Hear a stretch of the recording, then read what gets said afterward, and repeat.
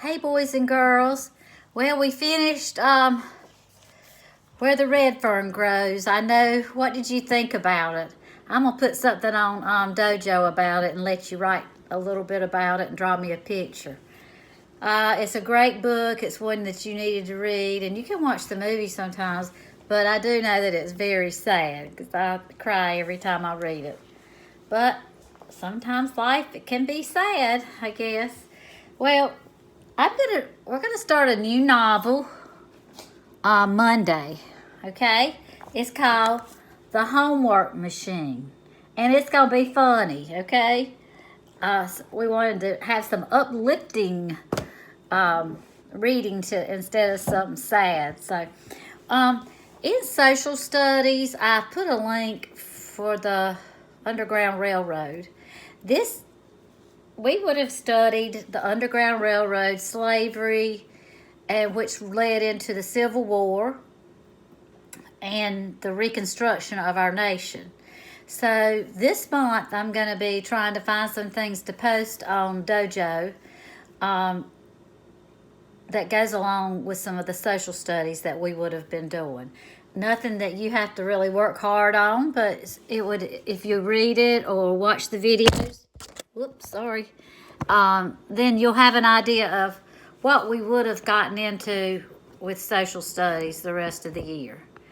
Today I'm going to read a story that goes along with social studies. It's called, and there's such a glare. I guess I don't need to sit at the table. I might have to move.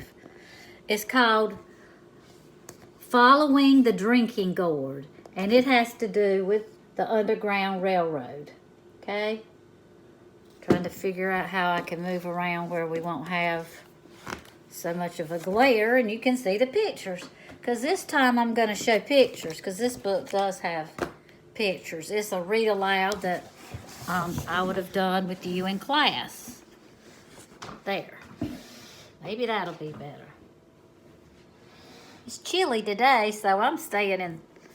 I'm going to read to you inside instead of being outside. I am so sorry. I should have had all this straight before I went online. I didn't realize what a glare we would have. Okay, let's get started. It's not even going to be as long as a chapter in Where the Red Fern Grows, but it's called Follow the Drinking Gourd.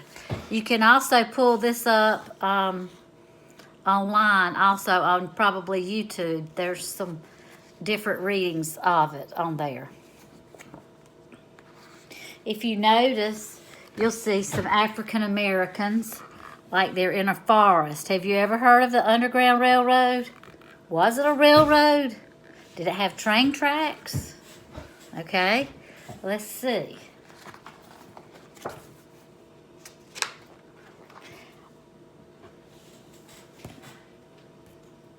I'm going to read the background for this story so maybe you'll understand it more.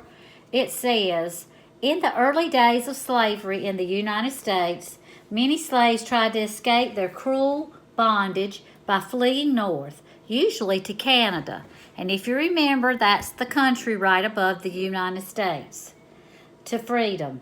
By the 1840s, a loosely organized group of free blacks, slaves, and white sympathizers formed a secret network of people and places that hid escaped slaves on their dangerous journey to freedom, a network that came to be known as the Underground Railroad. Traveling along darkened roads at night, hiding out by day, moving slowly upriver along hundreds of miles of connecting waterways, the fugitive slaves endured many hardships. Slave catchers hunted them down with dogs. Many were shot or hanged. And even after crossing into the free states, runaway slaves could still be captured and returned to their masters for a reward. The most famous conductor on the Underground Railroad was, who knows? Harriet Tubman, a runaway slave herself, who led hundreds of people to freedom. Among other conductors, there was a one-legged sailor named Peg-Leg Joe. Joe hired himself out to plantation owners as a handyman. Then he made friends with the slaves and taught them what seemed a harmless folk song, Follow the Drinking Gourd. And that's what we're going to read today. And then I'm going to post it. I think I'll go ahead and post it for you to enjoy also as the song. Joe, but hidden in the lyrics of the song were directions for following the Underground Railroad. The drinking gourd is the Big Dipper, which points to the North Star up in the sky. You know, people used to travel by the stars, and sometimes they still do. When the sun comes back and the first quail calls, that's part of the book of the song. It meant spring, when travel might be least hazardous because the weather's not so bad.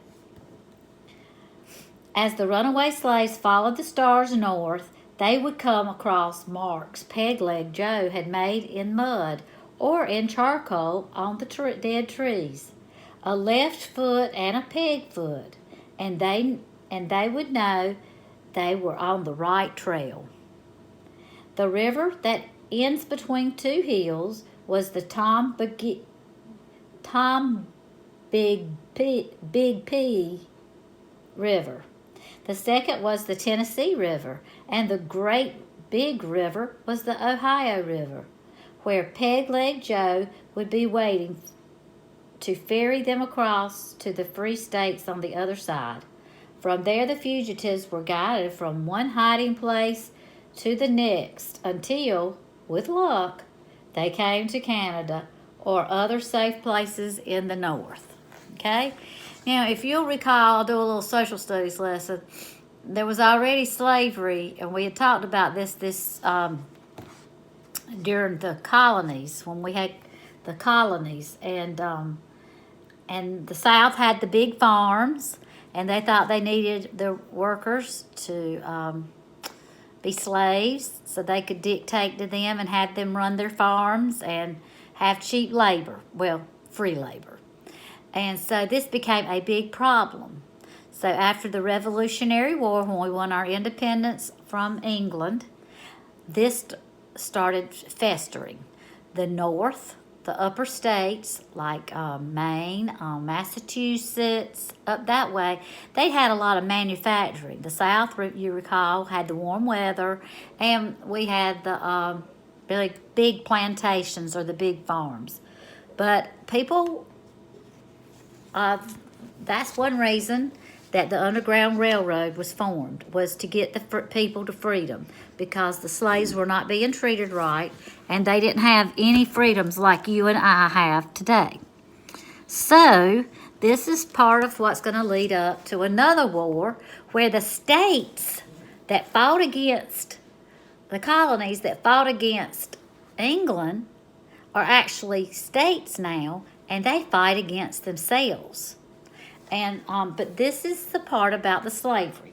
All right, so I'm going to read it, and then I'm going to post it, and I'm going to try to find it online also. Now, the words might be backwards to you, so you just look at the pictures. Long ago, before the Civil War, there was an old sailor named Pegleg Joe who did what he could do to help free the slaves.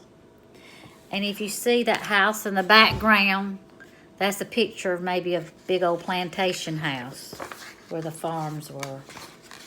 Joe had a plan. He'd use hammer and nail and saw and work for the master, the man who owned slaves on the cotton plantation. They grew cotton. He's picking cotton right there. Joe had a plan. At night, when work was done, he'd teach the slaves a song that secretly told the way to freedom. Just follow the drinking gourd, it said.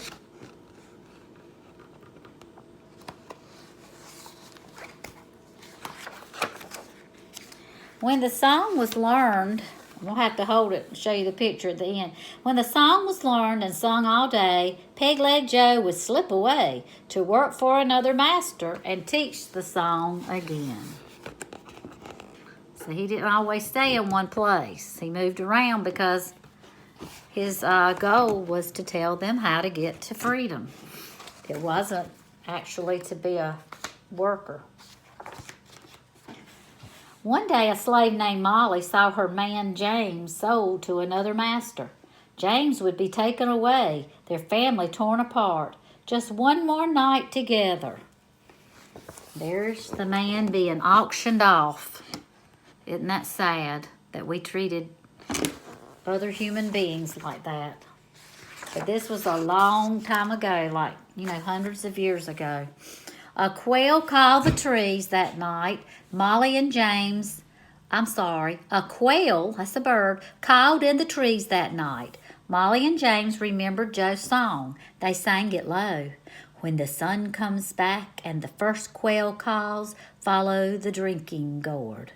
For the old man is awaiting to carry you to freedom if you follow the drinking gourd.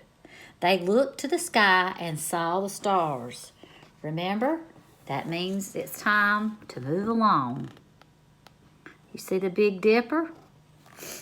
You can see that now on a nice clear sky at night. So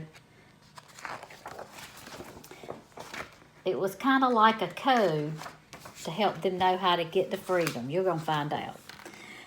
Taking their little son Isaiah, old Hattie, and her grandson George, Molly and James set out for freedom that very night, following the stars of the drinking gourd. There they are leaving. They ran all night through the fields till they crossed the stream to the woods. That purple stands for the streams. And this is the forest where they would have to travel. Now you remember, places weren't populated like they are today. It'd be hard to do this today because there's so many people and houses. When daylight came, they hid in the trees, watching, listening for the master's hounds, set loose to find them. See the dogs? He had set them to come get them. But the dogs lost the runaway scent at the stream, and Molly and James and Isaiah, old Hattie and young George were not found. They hid all day in the woods. At night, they walked again. That's when you'd travel on the Underground Railroad is at nighttime. And it wasn't underground, and it wasn't the train tracks. It was just paths that had been made, and you're going to learn more about it.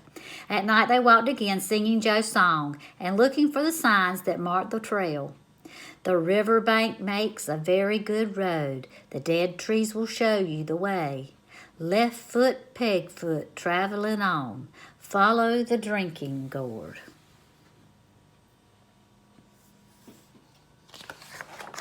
And the drinking gourd's what? The Big Dipper. It looks like a big old cup. Walking by night, sleeping by day, for weeks they traveled on. Sometimes berries to pick and corns to snatch. Sometimes fish to catch. Sometimes empty bellies to sleep on. Sometimes no stars to guide the way. That's right, because not every night is a clear night. If it's been a cloudy day, stars don't come out at night. Sometimes. They never knew what lay ahead. There was danger from men who would send them back, and danger from hungry beasts.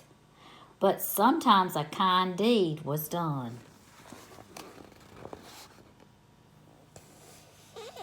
Had to be careful.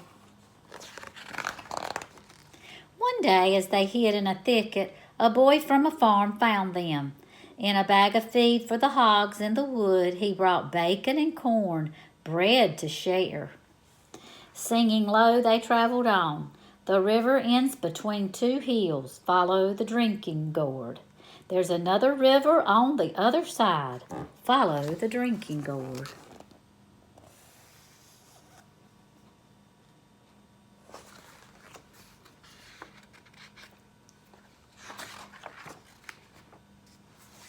there's the picture.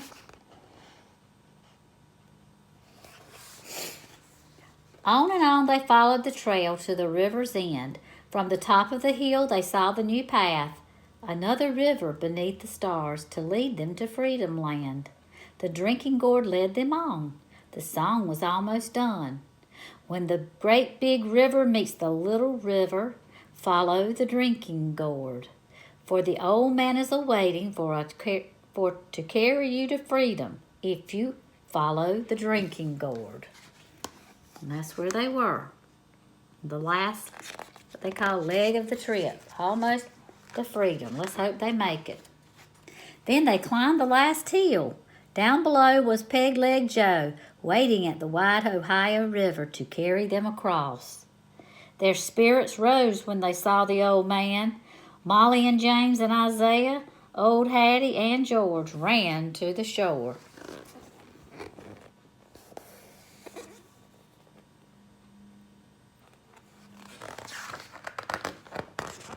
Under a starry sky, Joe rowed them across the wide Ohio River.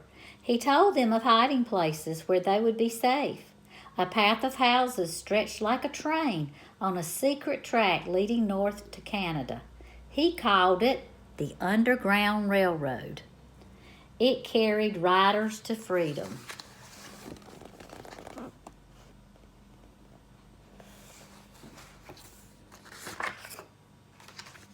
The first safe house, remember that word safe house, remember it wasn't a train.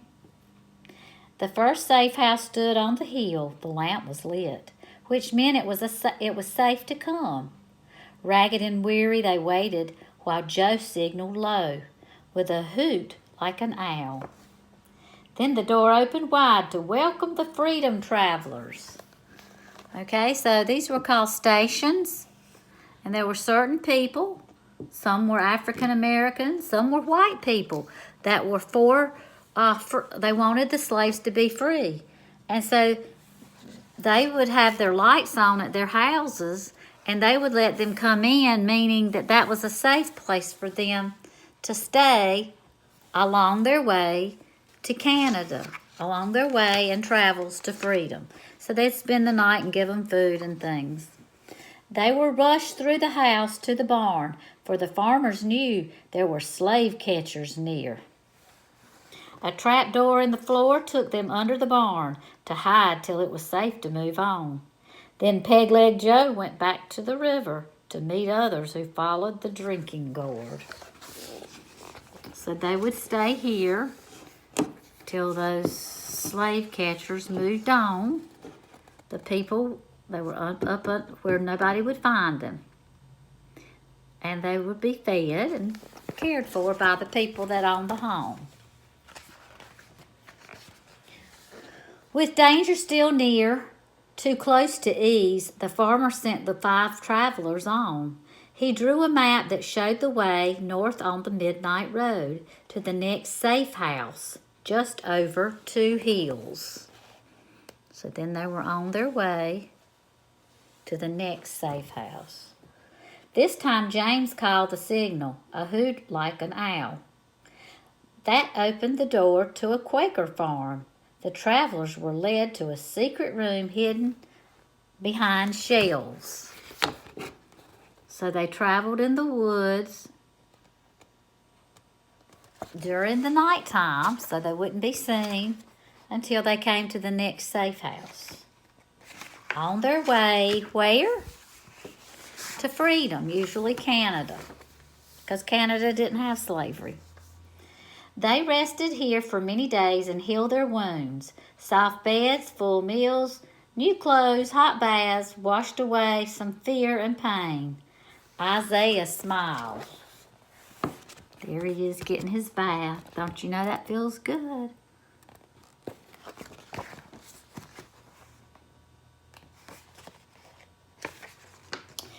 When they were strong, they traveled again from house to house on the Underground Trail, still following the drinking gourd north.